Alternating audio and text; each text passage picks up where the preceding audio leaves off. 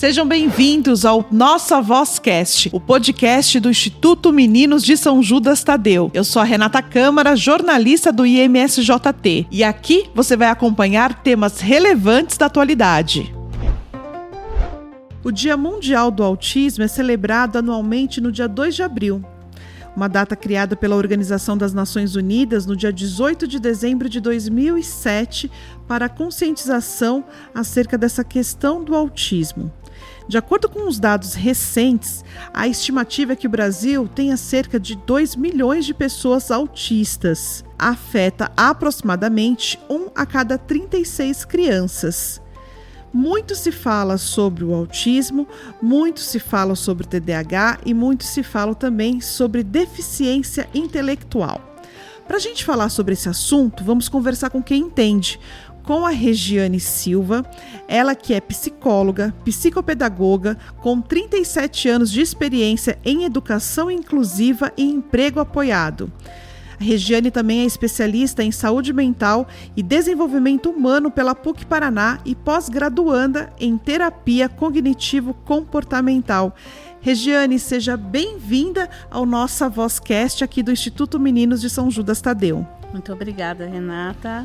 Primeiro agradecer o convite, fico muito agradecida, porque eu acho que sempre que a gente é convidada a falar sobre temas como esse, contribui muito, né? Tanto para as famílias, como para as organizações, as escolas, enfim, para todo mundo. E principalmente para quem é o mais interessado, que é a pessoa com deficiência, com autismo, né? A gente sempre... Então, é um tema muito importante de abordar. É importante a gente falar. Uhum.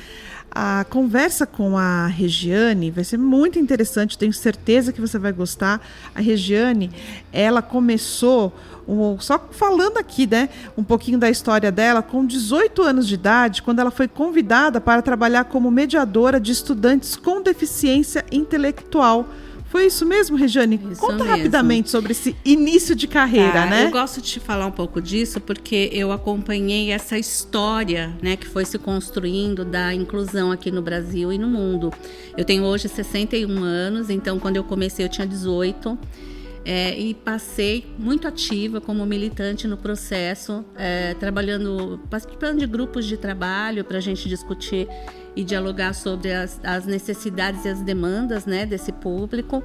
Então, todos os marcos históricos, desde os meus 18, eu participei ativamente. Então, eu sou o profissional da época de escola especial, eu trabalhei em escola especial, não existia... A gente já tinha vamos dizer assim, uma legislação, mas não era uma realidade, não existia escola regular, hoje, como a gente conhece, que realmente inclui alunos, né, mesmo as empresas, né, no trabalho. Então, eu realmente participei ativamente desses marcos históricos, né, que não foram fáceis, porque até hoje a gente tem muitas vezes que retomar questões que são de lá quando eu tinha 18 anos, né? Olha só. Então, o trabalho com a inclusão, né, com a questão da deficiência, ele é um trabalho árduo no sentido da gente não pode desistir. Você está sempre ali renovando e atualizando essas questões. Até porque as pessoas, elas também mudam, né? As gerações. Então, a gente a coisa ativa de estar participando da questão da inclusão é muito importante. Agora, Regiane, você falando um pouco dessa sua experiência, né? Então, lá atrás nós já tínhamos criança, claro, né? Sempre teve com deficiência intelectual. Uhum. E quais são os avanços que você vê hoje, né? Igual você falou, tem coisas que parece que não mudaram, que a gente atrasou ainda. Mas quais são os avanços que você teve lá quando você começou, né? Para agora, pro ano de 2025? Tá. Olha, de uma forma mais geral, o primeiro avanço, obviamente, é que hoje essas crianças, essas pessoas, elas estão no mundo comum, no mundo regular, né? Se você parar para pensar, você encontra os alunos na escola com deficiência, você encontra pessoas com deficiência trabalhando nas empresas, você vê a pessoa com deficiência, suas famílias na mídia, no marketing. Então, hoje, essa é a grande... Quer dizer, valeu, porque esses avanços foram os avanços principais. A inclusão vem acontecendo. É o primeiro propósito, né? Que as pessoas... e que isso seja comum, né? Que seja regular, as pessoas estarem convivendo juntas. Então, essa é a primeira diferença e grande diferença, né? A gente vai encontrar mais obstáculos, às vezes, nos processos, né? Como é que esses processos institucionais, como é que eles vão, ou políticos, ou de política pública, de estruturais, como que eles vão se desenvolvendo, e às vezes eles param, né? Eles param um pouco diante de alguma necessidade social, de alguma demanda social, poderia estar avançando mais e a gente fica ali num momento onde poderia estar melhor, né? Mas assim, se a gente pegar esse marco lá dos meus 18 anos, né?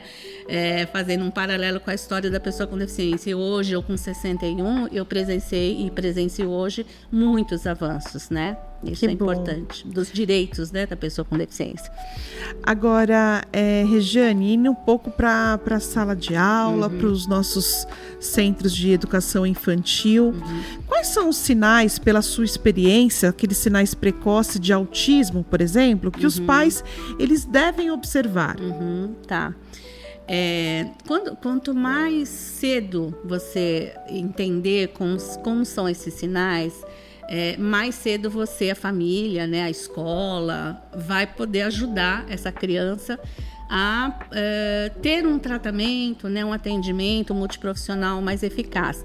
Os primeiros sinais, às vezes, são muito sutis quando eles são muito bebês, né, muito pequenininhos, porque ainda difundem muito com a experiência de desenvolvimento de qualquer outra criança, né, porque a criança, às vezes, ela não é ainda verbal, ela não fala, a criança pequena, ela também, às vezes, o desenvolvimento motor dela ainda está iniciando. Então, muitas características iniciais se confundem.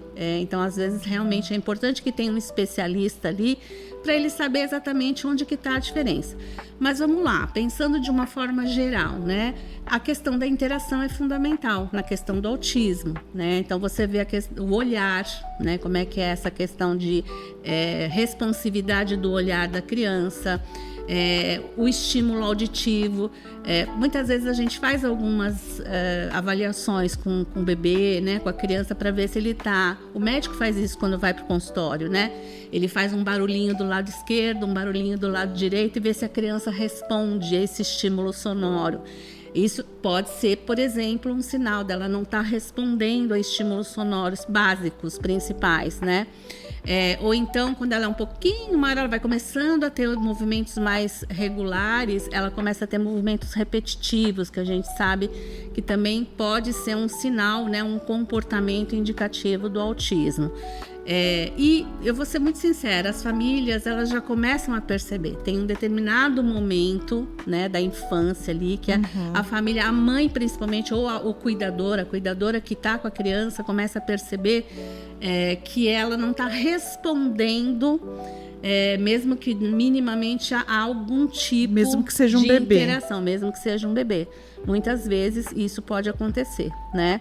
Mas é como eu te falei, às vezes é muito sutil. Então a gente também não pode generalizar, né? Cada caso é um caso. Eu já visto que quando a gente fala, principalmente de caracterização, né, de diagnóstico, hoje em dia a gente tem as indicações. A gente tem, por exemplo, o autismo, onde aquela criança ou aquele adolescente, ele tem um nível de suporte, uma necessidade de suporte mais inicial, que a gente até classifica como tipo 1, né? Nível 1, nível 2 ou nível 3.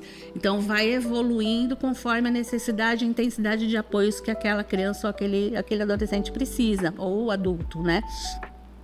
Então, isso é que vai diferenciando. Geralmente, né, vai ficando, obviamente, mais caracterizado conforme a criança vai crescendo, né? A partir de uns 3 anos, 2 anos, 3 anos, quando ela já começa com a intenção da comunicação, da verbalização, enfim, de várias outras coisas que a gente espera que a criança vá fazendo, né, ao longo do desenvolvimento, e muitas vezes ela não tem essa mesma resposta, né? Por isso que a gente não pode também seguir uma regra, vai ser assim, né? É nesse marco de desenvolvimento que tem que acontecer isso.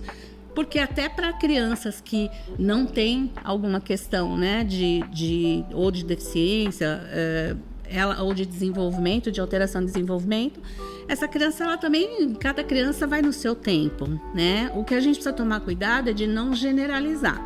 Então, tem momentos sim, e a mãe, e muito intuitiva, o cuidador que está lá com a criança, ele vai começando a perceber essas diferenças de resposta.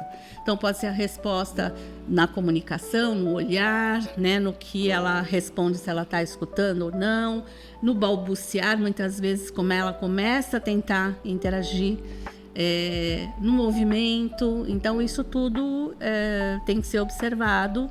E assim, na dúvida, a primeira coisa que tem que se fazer é ir ao médico, né? Fazer essa consulta. Procurar um especialista. Exatamente, procurar um especialista. Agora, Regiane, como que a gente falou um pouquinho da sua experiência, né? Principalmente a deficiência intelectual nas crianças. Como que essa deficiência intelectual ela pode atrapalhar o desenvolvimento acadêmico dessa criança no futuro e até mesmo social? Tá. Até um tempo atrás, a gente tinha, pela Organização Mundial de Saúde, a gente tinha uma avaliação que hoje também é usada ainda, né, que é a Classificação Internacional de Doenças, que é o CID, é um famoso código que vem nos diagnósticos, nas avaliações. E o que acontece? Por que eu vou explicar isso? Porque isso é importante. Também é um outro marco importante para a gente entender o que significam as barreiras para as questões da deficiência. Então, até um tempo atrás, a gente tinha mesmo essa ideia de que o foco do limite estaria na pessoa. Então, é uma visão muito clínica, muito médica, né? Orgânica. Então, assim, aquela criança tem uma deficiência intelectual porque X, Y, Z, na questão de funções, né, cognitivas, enfim, estão prejudicadas, e aí ela não consegue evoluir academicamente, ou mesmo na fala, enfim. Então, o foco, de fato, era no limite, naquilo que faltava naquela pessoa, naquela criança, enfim, no desenvolvimento dela. No passar do tempo, os grupos de trabalho, né, na questão de profissionais especialistas, os pesquisadores, enfim, eles começaram a entender, ainda bem, né, que a questão não está só na pessoa, a questão está no ambiente. Então, o limite, ele pode existir sim, a sua condição como pessoa, né, sua estrutura pode estar realmente com alguma limitação, como todos nós temos, né? Às vezes tem uma pessoa que tem um problema de coluna, então ela tem uma limitação, né? E o que acontece com ela? Ela deixa de fazer coisas em função daquela limitação que é estrutural na vida dela? O que ela faz para ela romper essa barreira e continuar sendo funcional? Então, ao longo desse tempo, chegou-se à conclusão que não dá para você avaliar só a questão do limite da pessoa estrutural, mas você tem que avaliar o contexto onde ela vive.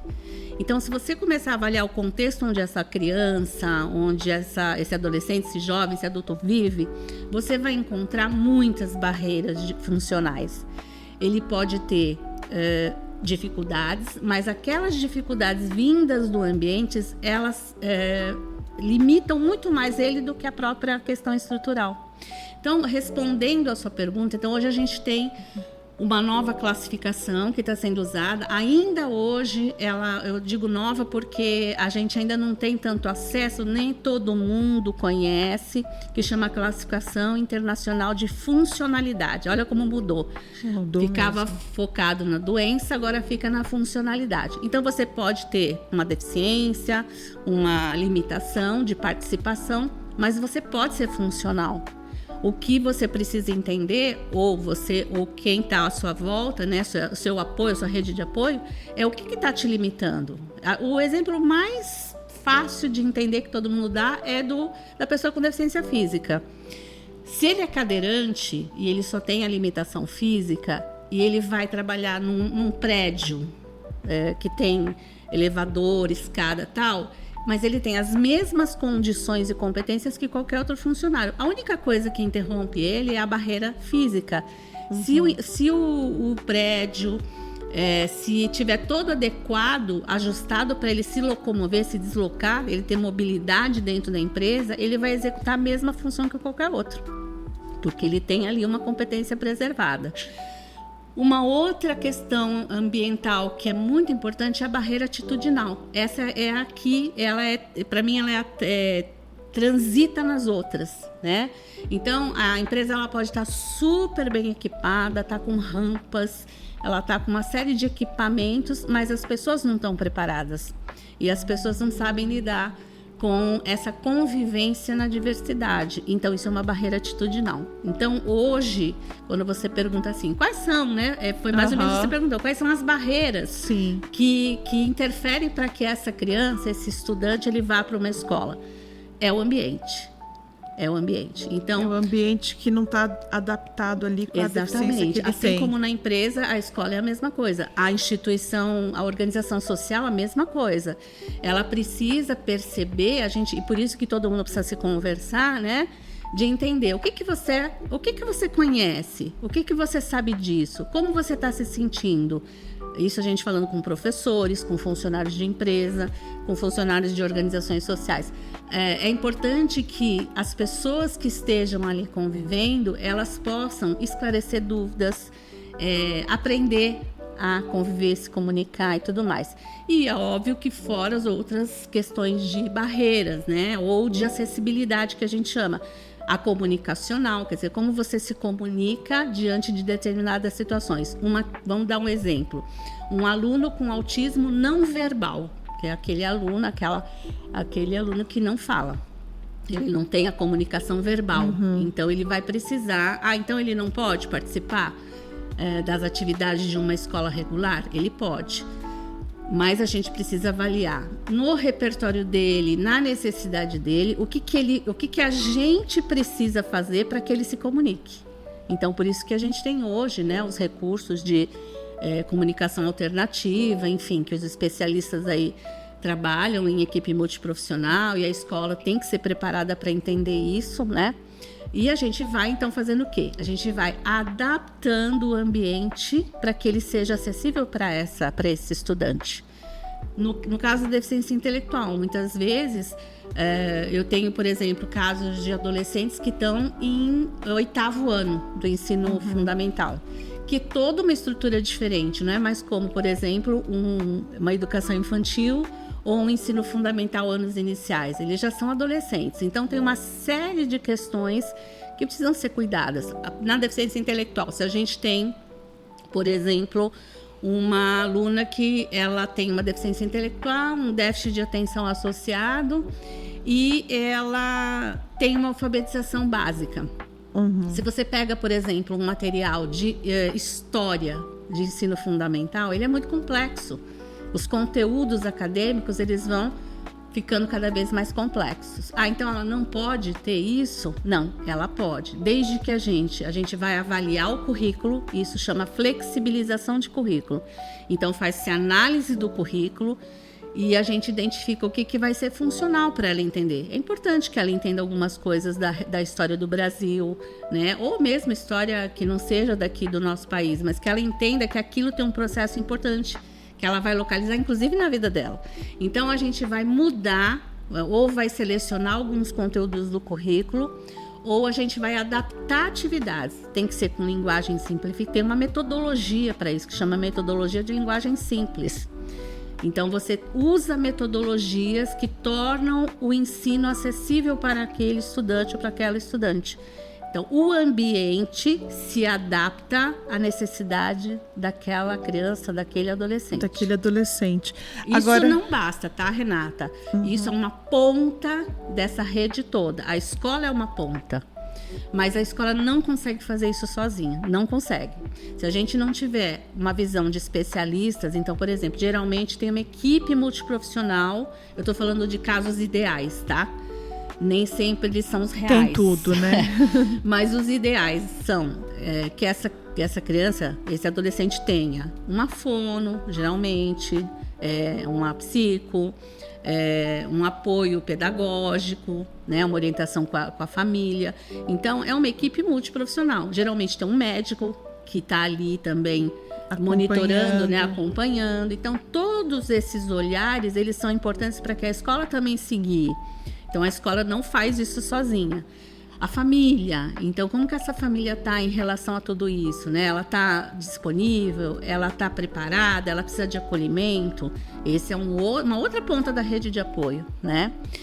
E os profissionais de modo geral, quer dizer, a escola tem que estar com os professores orientados, né? Então, para uma criança, quais são as barreiras que ela vai encontrar quando ela entra? Se ela não tiver esse olhar dentro da escola, ela provavelmente vai ser a depositária do problema. Porque geralmente a leitura vai ser: mas ela não consegue ler. Ué, mas por que será que ela não consegue ler? Vamos ver. Porque ela não é alfabetizada. Tá bom, mas ela pode se envolver com a proposta daquela sala, daquele conteúdo de alguma forma. Muitas vezes a gente vai colocar, por exemplo, aquele aluno, aquele estudante, para participar em grupo. Ele tem habilidades que às vezes o outro colega não tem, né? De fazer um desenho, de organizar coisas. Então, a inclusão é isso. A inclusão é a gente olhar de uma forma que o ambiente também esteja acessível. Aí essa criança vai conseguir participar, ou esse adulto, enfim. Regiane, a nossa realidade aqui no Instituto, a gente tem 12 unidades, né, educacionais, e temos 9 creches, né, que são os nossos centros de educação infantil. Né, gostei, você falou bastante, né, que o ideal é a gente ter essa equipe multiprofissional, né, das adaptações que podem ser feitas, né? E quando a gente pensa nas crianças menores, né, de 2, 3 anos, primeira infância, as brincadeiras também precisam ser diferentes? Como é que faz? Não, as brincadeiras nunca são diferentes. Você sempre vai olhar com um olhar de acessibilidade. Então, vamos supor, a professora vai dar uma amarelinha ou vai dar um brinquedo de encaixe com os pequenininhos. Você pode ter uma criança cega, com deficiência visual. Como é que ela participa disso? Ela deixa de participar? Não. Mas como que a gente vai trabalhar na parte sensorial dela reconhecer aquele objeto, dela poder fazer junto com um coleguinha algum joguinho sensorial que vai ajudá-la a participar desse tipo de atividade, né? Então isso é um tipo de trabalho acessível e que as brincadeiras, geralmente todas as brincadeiras, elas só precisam ser estudadas de forma acessível. Então, se eu tenho uma criança cega, o que essa criança precisa ter para ela participar dessa brincadeira? Geralmente, a ideia era o contrário, né? Então ela não participa porque essa brincadeira ela não vai conseguir. Era mais ou menos isso. Ou então a gente vai montar uma brincadeira para todo mundo que a outra criança participe.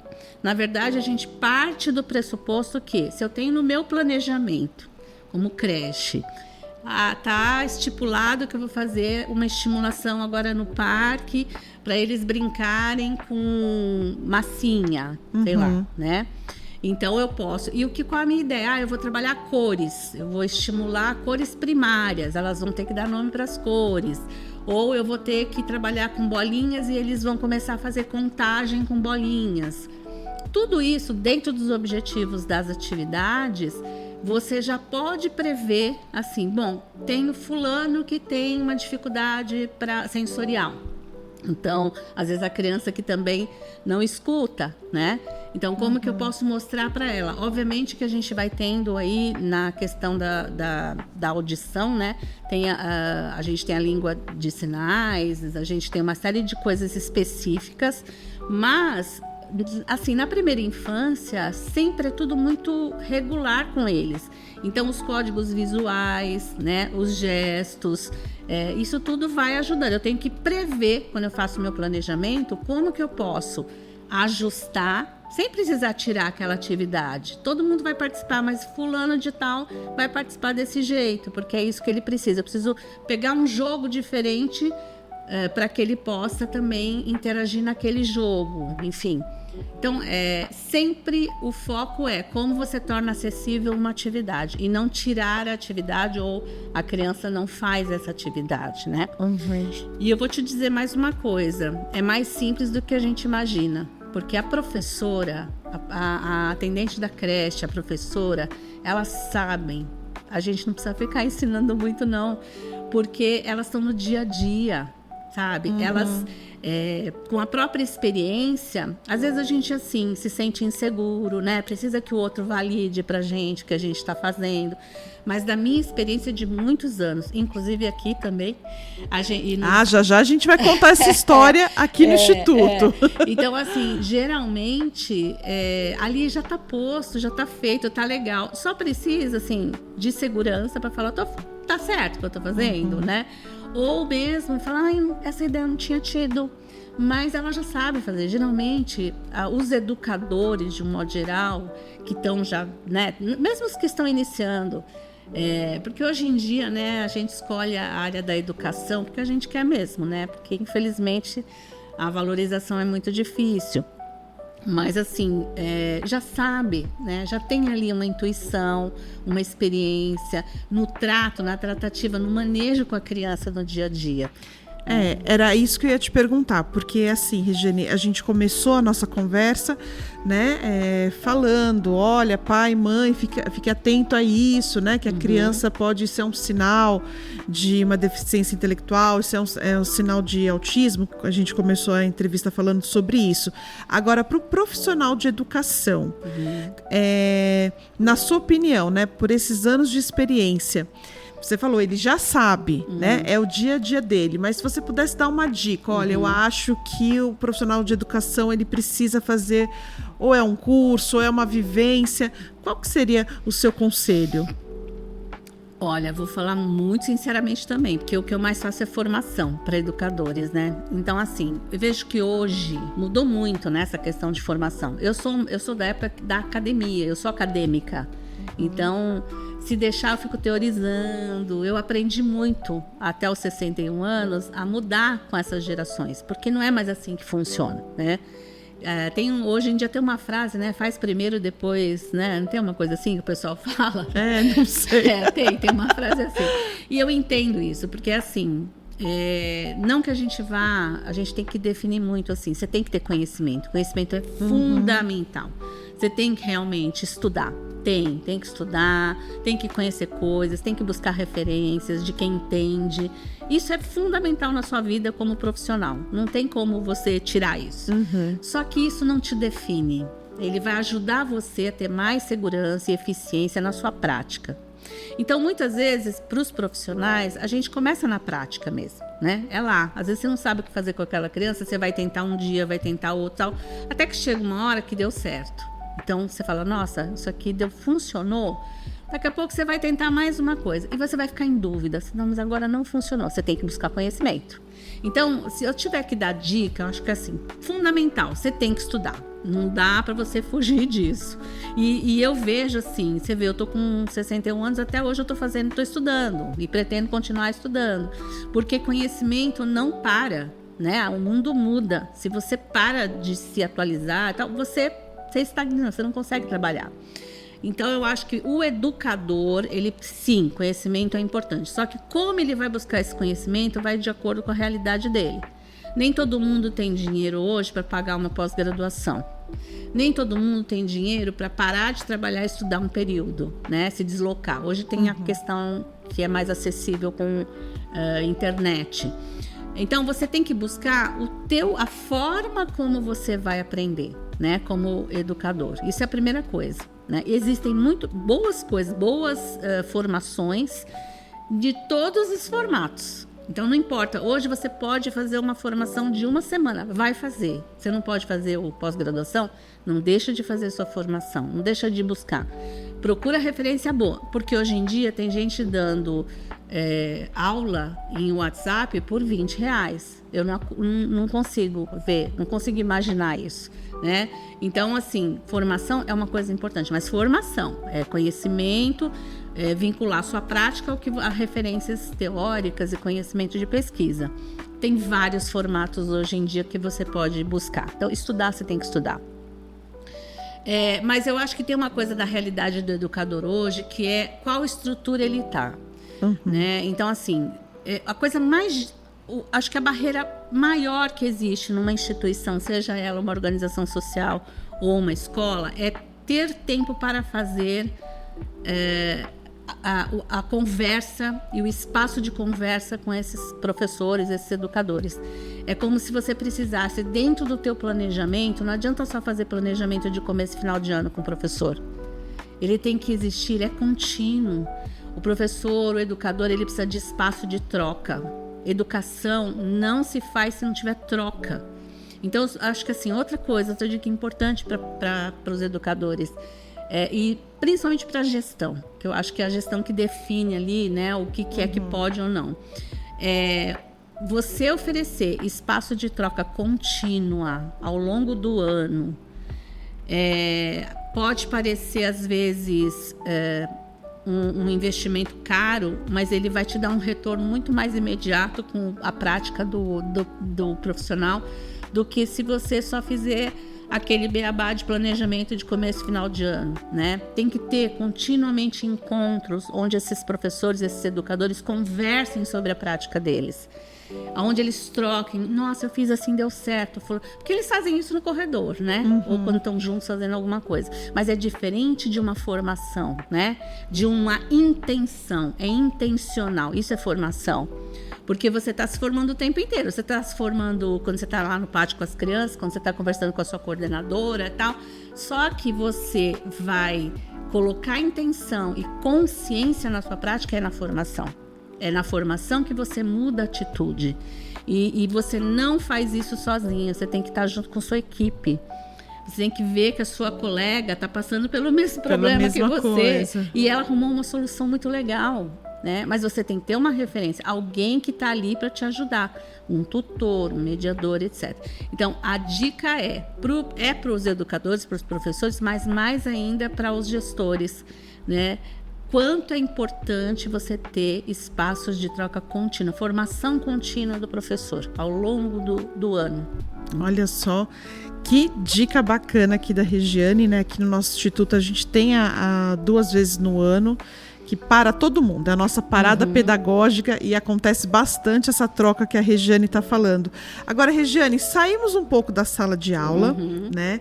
E eu sei que você também faz um trabalho bem interessante com aquela criança que tem autismo, ela virou adulta, é um adulto autista, o deficiente intelectual, ele chegou no mercado de trabalho. Né? Já passou a educação infantil, já passou o ensino médio, ele chegou no mercado de trabalho. E eu queria que você explicasse também esse trabalho bacana que você faz, que é o emprego apoiado. Isso Conta mesmo. Pra gente. Então, o emprego apoiado, ele é uma metodologia que hoje já está instalada aqui no Brasil, né?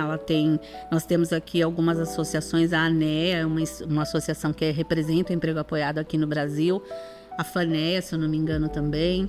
Então, assim, ela já vem numa estrutura há algum tempo e hoje a gente tem grupos de trabalho, de especialistas que fazem formação, realizam formação para quem tem interesse em fazer parte desse processo do emprego apoiado, que é essa metodologia. O que é a metodologia?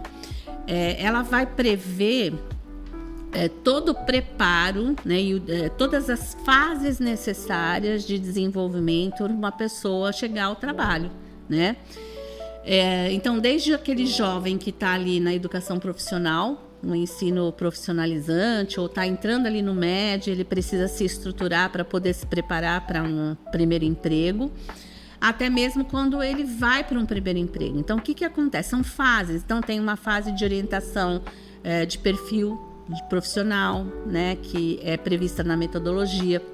Qual é o perfil dessa pessoa? Então, como a gente faz com outros jovens, assim, que tendência ele tem, quais são suas competências, seus talentos, onde ele tem desafios que ele precisa desenvolver, o que é que tem de desejo nele, né? O que ele entende dessa realidade de mercado de trabalho. Então, a metodologia ela vai prevendo desde essa fase, né, que é uma primeira fase de projeto de vida, de trabalho com competências e talentos, até o momento em que essa pessoa já vai para o mercado de trabalho, num primeiro emprego. Então, ela vai para o primeiro emprego, isso tudo, veja, na metodologia a gente está falando de inclusão, então ela vai passar pelo processo, ela vai para a empresa, é uma empresa comum, né? Muitas vezes muito multinacionais. O que a gente tem que favorece para a gente aqui é a lei de cotas, que a lei de cotas ela é uma legislação já também um pouco mais antiga, vamos dizer assim, para a questão de inclusão de pessoas com deficiência no mercado de trabalho, que é aquela lei que para empresas que têm mais de 100 funcionários, ela tem uma porcentagem para incluir, para contratar, né? Então, isso dá vamos dizer assim, uma força para que de fato deu, né, principalmente historicamente falando, deu uma força para que as empresas pudessem olhar para isso de uma forma diferente, né? Então, a gente tem hoje modelos no Brasil interessantes de emprego apoiado, de empresas até multinacionais que fazem esse trabalho. E a gente, como consultor de emprego apoiado, a gente vai ajudando a estruturar esse processo numa consultoria. Então, desde entender o perfil vocacional, a orientação familiar para isso, até, por exemplo, se esse jovem precisa de algum curso para ele poder também se preparar, e até quando ele chega num primeiro emprego. E aí, quando chega dentro da empresa ou do mercado formal, vamos dizer assim, a gente também vai analisar todo o contexto da empresa. Então, a gente dá o suporte para a empresa, para a equipe. Geralmente, são os recursos humanos, né? Pessoal de recursos humanos que fica junto na parceria, mas não é só. Muitas vezes são os gerentes de áreas das empresas que também participam do trabalho. E a gente ajuda a criar os processos inclusivos. Vou dar um exemplo concretinho. Quando você vai fazer uma entrevista de seleção, vamos pensar num banco, né, uma multinacional, alguma coisa assim. Hoje em dia, a entrevista de seleção, os documentos, toda a parte de introdutória do candidato ou do funcionário que já foi aprovado, é toda digital. Toda digital, Você cadastra tudo no digital. Se ele está, por exemplo, contratando uma pessoa com deficiência intelectual que tem uma certa dificuldade, às vezes até mesmo de alfabetização funcional, ou a gente prevê o apoio, o suporte para que ela preencha aquele cadastro no digital. Não vai fazer diferente com ele. A gente vai junto com ele dar o suporte para ele fazer o preenchimento das coisas, né, das informações. Supondo que a gente ajuda por exemplo, eles a entenderem um pouco a análise de perfil. Então, eu tenho uma vaga em tal área e eu gostaria de saber se eu posso contratar uma pessoa com deficiência intelectual. Em princípio, a gente parte de novo do mesmo pressuposto, todo mundo pode trabalhar. Agora, o que a gente vai fazer é a análise de acessibilidade. Então, mas para fazer isso, essa pessoa tem que ter o quê? Que estrutura tem que ter na empresa para que ela possa fazer? Essa é a primeira coisa. Segunda coisa, que tipo de competência ela tem? Porque aí não tem uma diferença com outro funcionário, né? Por exemplo, se eu sou da área de informática e aí eu tenho uma vaga aberta para um candidato que vai trabalhar com digitação e tal. Às vezes aquela pessoa com deficiência, ela não tem a formação para aquilo. Não adianta eu ficar colocando aquela pessoa ali. Não é porque eu quero preencher uma vaga de cota que eu vou colocar essa pessoa em qualquer lugar. Tem que conhecer, né? Conhecer. Então, a gente vai na consultoria passando por todos os processos. Recrutamento e seleção, desenvolvimento, manutenção da vaga, né? Para a gente poder ver como é que isso está sendo monitorado. E preparo, treinamento de equipes. Então, isso tudo é feito no processo de emprego apoiado, é previsto na metodologia. Olha só quanta coisa que a gente está aprendendo aqui com a Regiane Silva. E infelizmente a gente está chegando ao final do nosso bate-papo, mas eu quero abrir um espaço aqui para a Regiane contar um pouquinho. Regiane, o nosso instituto ano que vem vamos completar 80 anos. Beleza, né? Olha só quanta história aqui na cidade de São Paulo, né? Tantas crianças, tantos adolescentes já passaram por aqui e a gente sempre conta com o apoio dos nossos benfeitores e nossos voluntários. E você é uma das nossas voluntárias, sim, né? Sim. Conta aqui rapidamente qual o trabalho que você já fez aqui. Eu acho o mais importante que eu fui convidada sem vocês saberem que eu verdade. Já fui voluntária. Mas assim, eu nasci nesse bairro, né? Então, desde sempre, meu pai frequentou a igreja de São Judas. Então, a igreja de São Judas, São José, ela pra gente faz parte da nossa vida, né? Que legal. Então, eu sempre frequentei, a minha mãe vem de domingo à missa, enfim, tudo isso. E aí, um determinado momento, eu falei, eu preciso fazer um voluntário, eu quero fazer um voluntário. E eu vim aqui pedir, no começo, acho que nas primeiras vezes eu não tinha, assim, não tinha, assim, oportunidade, porque já estava tudo preenchido e tal. Aí chegou um momento que eu vim aqui, conversei com a coordenadora de voluntários, e eu esqueci o nome dela, me desculpe. Eu acho que deve ter sido a Beth. A Beth, isso mesmo. Conversei com a Beth, uma querida, né, E aí me apresentei e ela falou, não, claro, você vai vir para cá sim. Eu comecei há muitos anos atrás, acho que sei lá, uns 7 anos, 10 anos atrás, como voluntária, como psicóloga, aqui mesmo, no centro, para atender crianças aqui da comunidade. Então eu fiquei acho que 1 ano e meio nesse atendimento. Depois, por questão de demanda de trabalho, eu avisei a Beth que eu não podia, mas que eu estava disponível para outros voluntariados. E aí ela começou a me chamar para fazer o apoio na formação das atendentes de creche, das creches do Instituto Apoia. Uhum. Então eu fiz alguns, acho que eu fiz 3 ou 4 creches, né? Acho que aqui também eu fiz uma formação para o pessoalzinho de primeira infância mesmo, né? Eu fiz com famílias, né? A orientação para a família e a formação para as professoras, né? Da creche. Então, que essa legal. É a minha história. Aí, assim, faz acho que uns 3 anos que eu parei também por conta de demanda de trabalho. Mas, assim, vocês já sabem aqui, precisando, chama, entendeu? Só chamar, então. É só chamar. E aí eu venho, monto e faço, né? Eu já fui também para um centro, vocês fizeram uma atividade, faz um tempo já. E eu fui com todo mundo, toda a equipe do Instituto para participar da formação também nesse lugar. Assim, que foi muito tempo, não lembro agora de pronto. Então eu tenho uma história bem legal, assim, aqui. E gosto muito, um carinho muito grande pelo Instituto, por vocês. Bem legal. Que bom, Regiane. Muito legal saber dos seus estudos, dos seus ensinamentos, da sua experiência e também sua passagem aqui como voluntária. Passagem não, né? Porque, como ela disse, faz parte da família dela. Regiane, mais uma vez, muito obrigada. Você quer deixar algum site, algum contato, caso alguém queira entrar em contato com você? Se alguém quiser conhecer um pouquinho mais do meu trabalho, eu tenho essa consultoria que chama Colabora Diversa, né? É www.colaboradiversa.com.br. Então lá as pessoas podem conhecer melhor o que eu faço, os projetos. Tem lá o Instituto, tem ali uma publicação do Instituto. Então, enfim, fica à vontade, também fico à disposição, tá bom? Mais uma vez, muito obrigada. Eu que agradeço vocês. Muito obrigada também, Renata.